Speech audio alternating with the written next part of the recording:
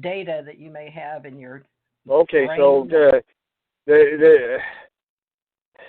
in 1966, the Air Force, or 65 actually, there was a huge flap, and the Air Force put out a whole bunch of spurious explanations for some of the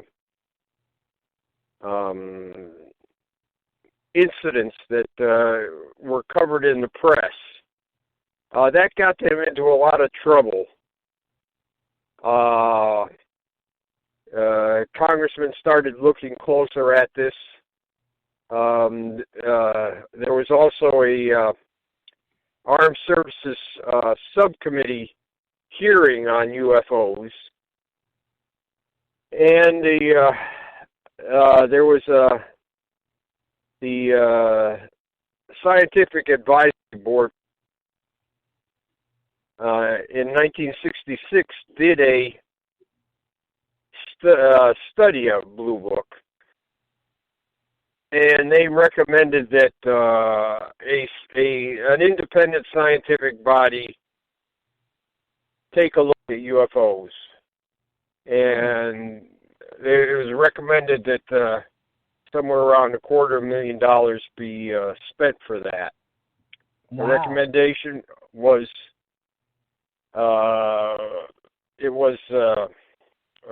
adopted, and the Air Force looked for a number of universities, and most of them didn't want it, and the University of Colorado stepped up and asked to do that. So they were selected. Yeah.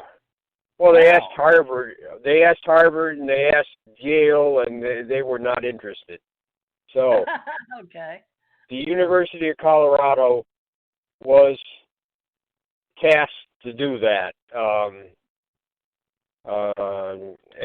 the Air Force was supposed to give them complete cooperation, which didn't quite happen. But so they studied UFOs for a certain amount of time, and when it got close to the end of their study period, they said, we need more money and more time, which they were granted. They finished their study in 68. What did they base their study on? Data that was collected from individuals in uniform and out, civilians, or? Right. Well, the thing was they were supposed to, or what they thought they should do, is look at current data, not go back into the files and try to justify or evaluate cases that were already there. They ended up doing some of that anyways, but basically they were supposed to look at what's going on now. And they didn't have much of a forensic base back then. Our technology, forensics. Well, they spent months just figuring out how they were going to study UFOs. So they didn't. It wasn't something that was easy for them. And after they did,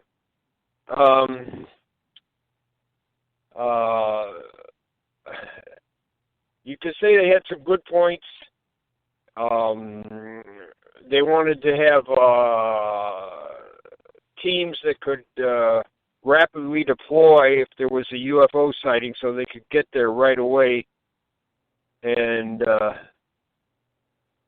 do some investigations right away. But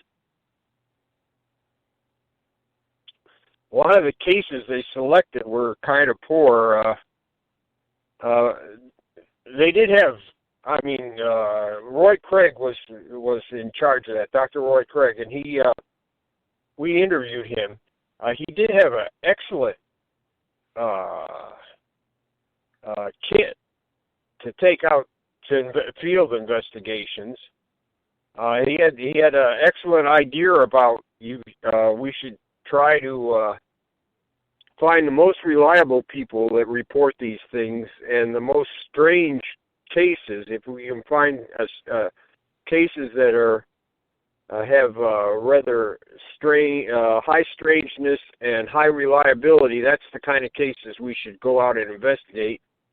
But he broke his own rule almost immediately and went out and investigated two 14-year-olds, one who had just had a birthday and got a camera, and they were going to march into the woods and take pictures of flying saucers, which they succeeded in doing. And then Craig threw all his criteria aside and went out and investigated these two 14-year-olds. I said, yeah, my God, how did you think that is a good case to investigate? So their selection of cases wasn't that good. They did have an early warning network, which they got a lot of people from NICAP and other organizations to let them know if there were cases that might be interesting in their area.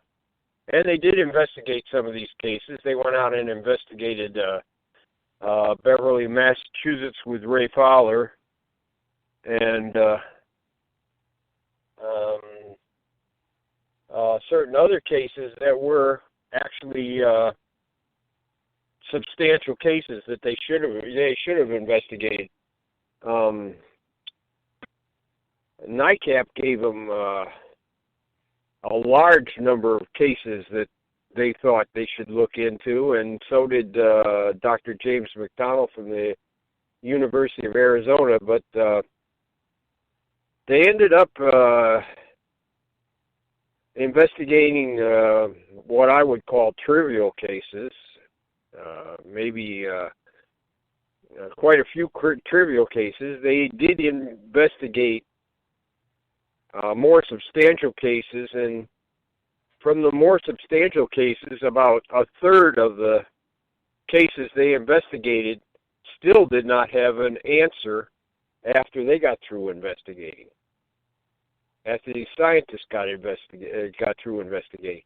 In any case, Colorado said, there's nothing to this, and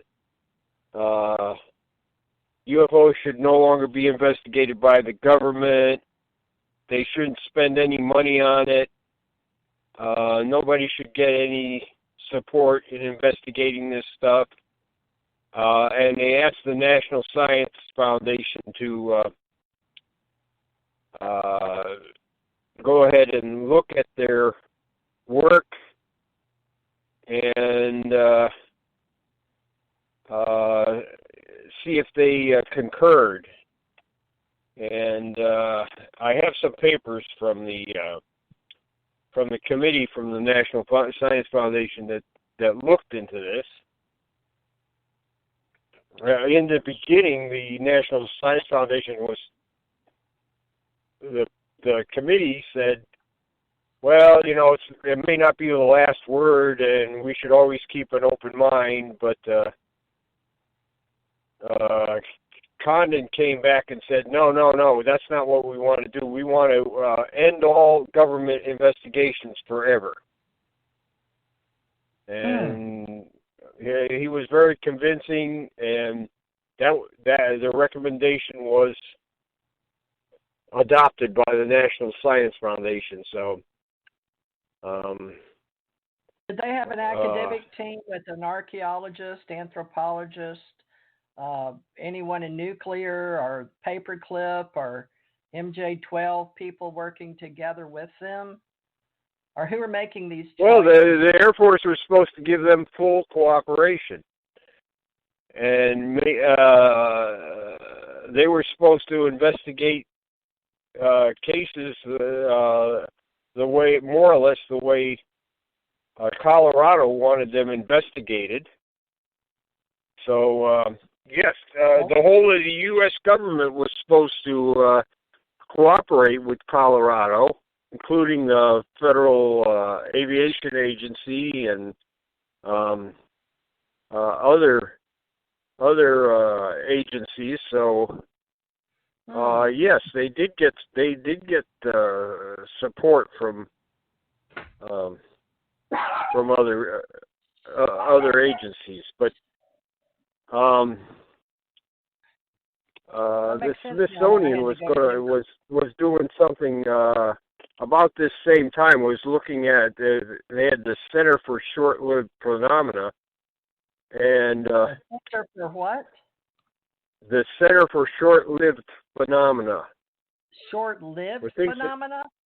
Yes, things that take place in just a few minutes and disappear. So it's like a meteor or things like that. It was things that were hard to study. So the Smithsonian established that thing. And so when the Air Force closed Project Blue Book, they recommended that nobody look at UFOs, including the Smithsonian. Let's just totally ignore it.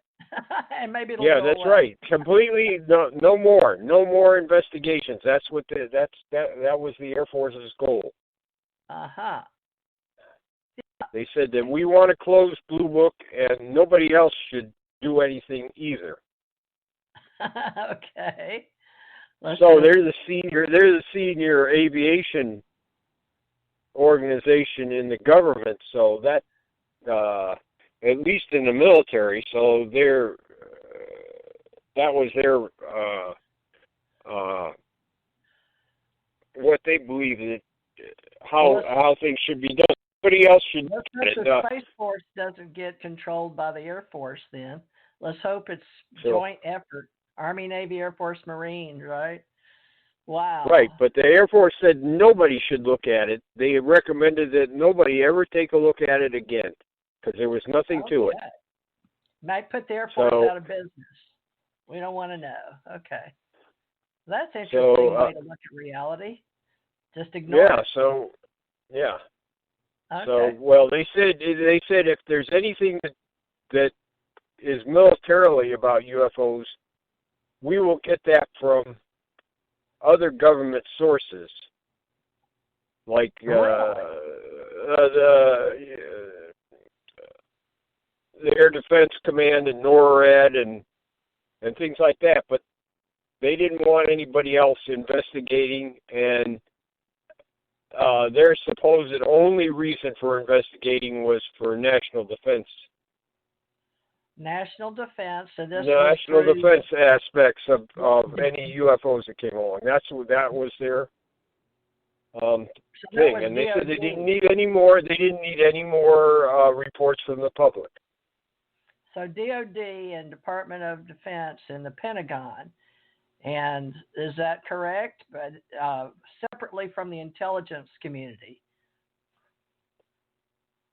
Which is that was their recommend. That was they can't order these people not to do it.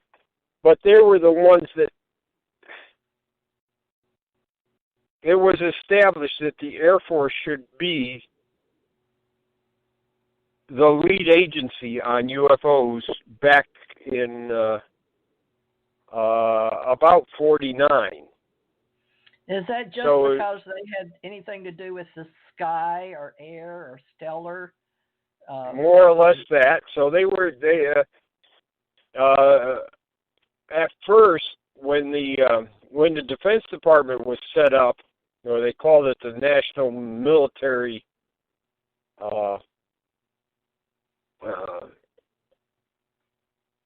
They didn't call it the Defense Department. Well, they called it the Defense Department right away, but the National Military Establishment is.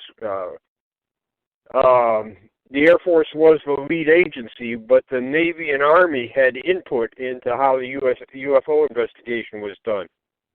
Military, but over the years, wasn't a known factor, I guess. That grew after Eisenhower was claiming the military-industrial complex has apparently gotten its own teeth into some part of the government that not everybody was aware of, is what I understand. But I'm not sure about that. The National Military Intelligence or National Military Establishment was another name for DOD. That's all it was. Okay. Yeah, so we don't have any